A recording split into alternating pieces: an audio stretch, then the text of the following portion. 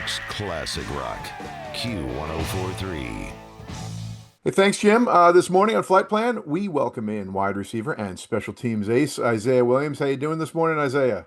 And I'm doing good, blessed. Just had a good practice. It was freezing cold out there, but hey, it was a good one though. Got better today. Well, you're a Midwestern guy. You should be used to this stuff, no? I feel like you don't get used to it, if I'm being honest. Well, look, no secret. I mean, been a lot of disappointment overall this season, but the one area that has been incredible is special teams. Last hmm week against the Dolphins, you popped a punt return for your second touchdown of the season, stopped the bleeding, turned it into a game. When you're doing that, when do you know that you've got a chance to go all the way, or do you think you've got a chance every time? Do you see it open up? Yeah, I feel like that's something we talk about in a special teams unit. As a special teams unit, is every time we touch the field, like we expect to make a play. So I'm like every time I go out there, I'm expecting to make a play to help the team. If that's a touchdown, if that's field position. But when it comes to a touchdown, I feel like when I just see green grass and I see an opening, like at that point, I'm like, I gotta score. Then after that, you always know you're gonna have to make at least one or two guys miss towards the end. But like when I see green grass, like my mindset be, let's go score. Excellent. Hey, your path this season unusual to say the least. You had, hmm the incident with the first Miami game. You got cut after a couple mistakes. Back to the practice squad, back on the active roster in week 8, and then you get AFC Special Teams Player of the Week. Has your head stopped spinning? Is the NFL weird, or what's the deal? Oh, I don't know. I feel like it's just life. I feel like in life, sometimes you go through trials and tribulations and stuff that's supposed to make you stronger. You know what I'm saying? I feel like you can either go two ways when things like that happen. It can either make you or it can break you. And Mhm. I feel like all throughout my life, like I done had things like that happen, and each time it made me stronger. Like it was a lesson in each loss, I guess you would say, or each trial or tribulation. Like it made me stronger. It made me a better person. And I feel like when it's the inside right, it's only gonna show on the outside. And I feel like that's all it is. For sure, for sure. Well, look, Chris Banjo, he has all the special teams humming this year. Mhm. The stat wonks, they send us some information every week, and I'm like, oh, what else all this stuff? But what it showed, you guys are top 10 in the league in 11 key metrics, first in 5 of them: touchdowns, kick return average, field goal and extra point percentage, and punt return average for and against. Last year, you guys were only tops in like 2 of those and bottom 10 in 8 of them. How has this turned around so fast?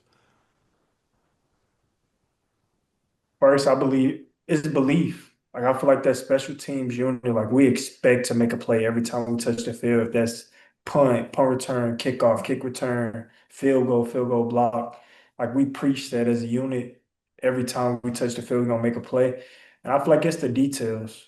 Feel like as a coach, he very detailed with everything he do. So it leaves us no room but to be detailed. When the coordinator detail, I feel like everybody else on the unit have no choice but to be detailed. And I feel like he owed everybody to the standard, and it ain't no wavering from the standard. I feel like that's one of the biggest things. Like he hold everybody accountable on the unit. And once you do that, I feel like we start to hold each other accountable. I feel like it just shows on Sunday, just our belief in the room and his detail and his just plans that he put together for us. And like he's special, man. It's hard to put into It's words. Like working. It's I feel like when definitely you, I feel like it's one of those things when you in the room, like when you in the meeting room, you feel it. Like I can't really explain it, but you feel like his presence and what he brings to our special teams unit as a coordinator. well. Your partner on kickoff returns, Ken Nwangwu, is he's arguably the primary returner, but they keep kicking away from him, kicking to Uh-huh. you, and you actually like. I think you have more returns by a wide margin. Like, does it give you extra incentive? Say, all right, come on, bring it. Yeah, that'd be the mindset. I mean, whenever you're gonna give me an opportunity to make a play, like I'm a I'm gonna take the opportunity. My biggest thing is like I'll be trying to get the ball in Kane hands too. Like, hey, let's do some. Like, let's go score. Like, I'll go block for you, bro. But I mean, they've been kicking away from him, so it's like, all right, now it's my turn to go make a play. And I feel like he feel the same way. Like, okay, now I'm gonna go block for you, but Kane's special. Like, he's special with the ball in his hands. So my mindset be like, bro, if we could get the ball in your hands and we can go score, like let's go do it. But if they want to kick away from you, like I go make a play too. Well, you guys lead the league in one other category that I think has been overlooked. No one's really talking about this. I believe the Jets lead the league in Isaiahs. Is you. There's Oliver. There's Davis. I don't think anyone else loves three. There's a couple other with two. Does that get confusing in practice or on the sideline? Like to hear Isaiah and everyone's head snaps. So we all got different nicknames. It's crazy. So you got Isaiah Davis. Everybody call him Zay. Then you got Okay. Isaiah Oliver. Isaiah Oliver. Everybody call him IO. And then I was the third Isaiah here, so everybody called me I3. So Okay. like people call like people that knew me from like before I got here, they'd be like, bro, why do they call you I3? Like Khalil Herbert, I was in Cincinnati with him. He like, bro, where is I3 come from? Then I explained like, no, I'm the third Isaiah, like, and it all started in the special teams room because it's three of us. And then after that, like everybody started calling me I3. So All right. We'll take so it. it kind of be sometimes he might say Zay and he'd catch himself, but for the most part, we all got nicknames that we go by. I played on a beer league hockey team with four mics, and it was like that Oh commercial yeah. with the camel go, Mike, Mike, Mike, Mike, Mike. It was really confusing, but I'm glad you guys have that sorted out. The Yeah. Jets, the second youngest team in the NFL. I couldn't believe this. Only two players over 30. You got Tyrod Taylor and Nick Folk, and everyone else under 30. So what do you call those guys? Is it Boomer? Is it Unk? As my son calls me Unk. Like I'm your dad. I'm not your Unk, but you know, do they get respect? Do they get grief? What happens? No, they most definitely get respect, but they most definitely don't reach UNC status. They most No, not definitely yet. They know it's what? All because right. I remember being a kid, like I remember like watching both of them, like because I used to play quarterback back in the day. I used to like Yeah. look up to Tyrod Taylor, like, and it's like I'm in the locker room with him now, and I want to say, wait, you're 13 for him? Probably more than that. I'm like, bro, this Yeah. is crazy. Like they most definitely reach UNC status, but I feel like it's a level of respect when it comes to those guys. And honestly, I'm one of those guys that I watch everything that they do. Like, because I feel like you don't play in this league that long for no reason, no matter how talented you are. Like, so I be watching their recovery, like everything. Because I just feel like you don't play in this league for that long for no reason. Well, the thing they're gonna have to call Nick Folk is all pro. That's what we're gonna have to call him. Uh, Yeah. your alma mater, Illinois, pretty good Uh-huh. season, 8-4. Two Yeah. losses to Indiana and Ohio State. I mean, no shame there. Those two wagons Exactly. of a team right there. Uh, Uh-huh. but as a Big Ten guy, do you get tired of hearing about the SEC all the time? I mean, the Big Ten has a better bowl record in three of the last 4 years. You got back-to-back champions. Like, what do you say to those guys that come in? Oh, the SEC, blah blah blah blah blah. What do you say to those guys? Um, I feel like you don't hear it as much no more. Like now with the new conference, like I feel like Big Ten got a lot of people respect now. Most definitely Mhm. with the addition of the new teams that they added.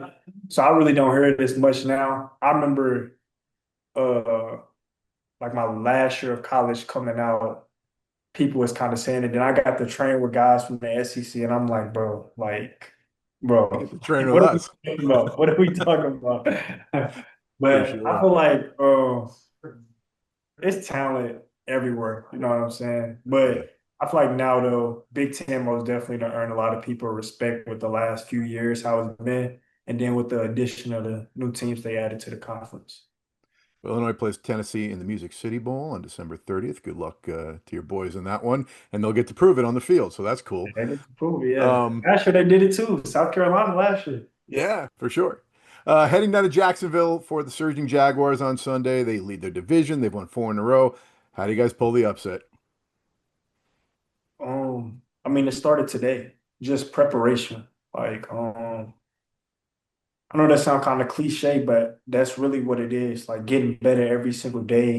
Knowing our opponents, knowing what they're gonna do, like knowing they got a great run defense. As far as offense go, so knowing how to combat that, knowing what we got to do to stop this good running. Because they're good at stopping the run. So we got to have a game plan for that. You know what I'm saying? I feel like it starts with that, just preparing in practice and then going to execute. And I feel like that's what hurt us last week. feel like we prepared, but when it came to executing the game plan on Sunday, we didn't execute the game plan. So I feel like this week, do the same thing, prepare throughout the week, and then once game time come, execute the game plan that coach set before us. All right, last one. We always like to end with something fun.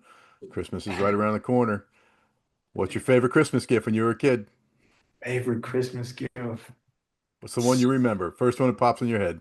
First one that just popped up, I remember I got two pair of J's. This like Jordan the shoes. Mm-hmm. I got some taxis, they Jordan 12s, and I got some Jordan 11s, they call it Gamma Blue.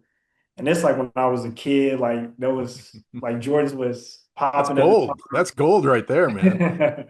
And then Excellent. this before I didn't really have no shoes. So like when I got them two pair of shoes, like I feel like I was the man. Like you couldn't tell me nothing. Wearing them every single day. Like That's I had the shoes all the way till this was probably middle school. Like I used to cram my feet in them until high school. until Like the toes busted out the front. the toes busted out. All right, man. Well, hey, go get the win this Sunday. We appreciate you, Isaiah Williams. Thanks for being on Flight Plan on Q104.3. I appreciate you. Have a good one. New York's classic rock, Q1043.